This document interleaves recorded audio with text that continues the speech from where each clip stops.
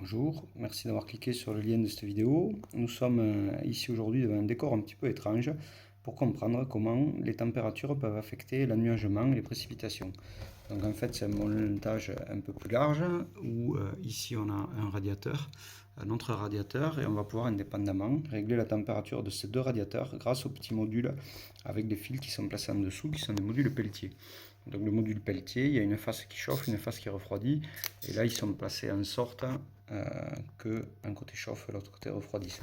Et ici au centre vous avez cette espèce d'Y qui en fait est un diffuseur de vapeur qui va nous permettre de stimuler les nuages, qui est connecté à cet appareil qu'on va allumer de suite, qui est un générateur de vapeur froide à ultrasons.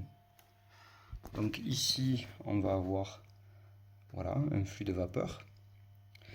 Et maintenant il manque un dispositif, c'est un carter qui va permettre de compartimenter l'espace et de maintenir la vapeur.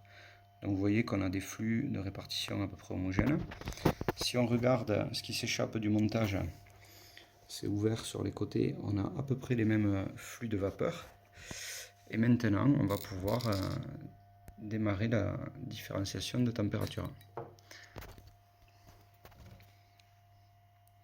Donc là, le montage va tout doucement monter en température. On va voir des différences qui vont apparaître.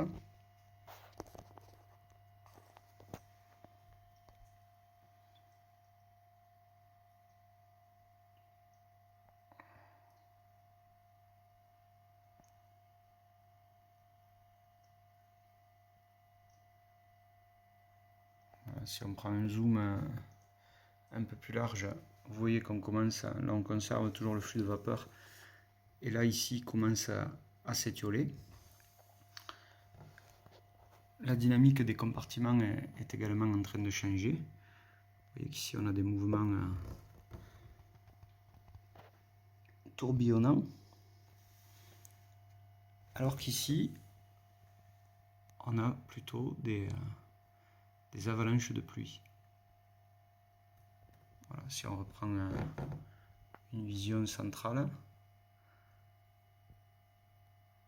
voilà, un côté où on a la pluie qui est happée, et de l'autre elle arrive pas à toucher le sol. Alors je ne sais pas si vous comprenez maintenant quel est le côté qui chauffe, le côté qui refroidit. Donc à droite ça chauffe, vous voyez les volutes. Maintenant on va faire une dernière chose, on va ouvrir le haut du couvercle, et vous voyez la vapeur s'échappe. Mais cette vapeur qui est plus claire que celle qu'on amène, quelquefois va aller toucher le côté, et l'eau va pouvoir se condenser sur la zone froide et créer des aspirations, ce qui renforce les avalanches. Vous voyez? Voilà, là on a de belles avalanches. Alors quelquefois il y a des petits mouvements d'instabilité parce que l'atmosphère est toujours instable. Mais bon, on arrive avec ce petit montage à voir que quand il fait chaud, on ne récupère pas l'humidité. Alors qu'ici, on a toujours un petit filet d'humidité qui arrive.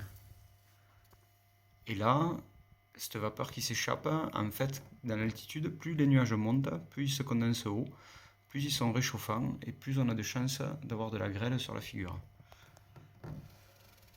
Voilà. Je trouve ça assez captivant. Regardez ces belles avalanches de nuages. Alors moi j'ai une meilleure vision. Hop, là il y a un peu de vapeur qui va arriver d'en haut. Vous voyez, hop, immédiatement ça déclenche une avalanche. Voilà, j'espère que... Donc du coup, il faut garder les sols froids pour pouvoir avoir de la pluie, donc ou en végétalisant, ou alors on peut aussi jouer sur l'albédo, par exemple avec de la paille, qui va être plus claire, qui va garder les sols froids. C'est comme ça qu'on peut capter la pluie. A l'inverse, si on a des sols nus ou du bitume ou autre surface noire, on va empêcher les précipitations. Regardez cette belle avalanche là. Quelquefois, c'est vraiment... Là, il y a un gros paquet de vapeur qui va arriver. Non. Non, non, non. Il passe pas. Là, il passe. Ça devrait faire une avalanche. Voilà. Une belle avalanche derrière. Voilà. Je vous laisse méditer tout ça. Au revoir.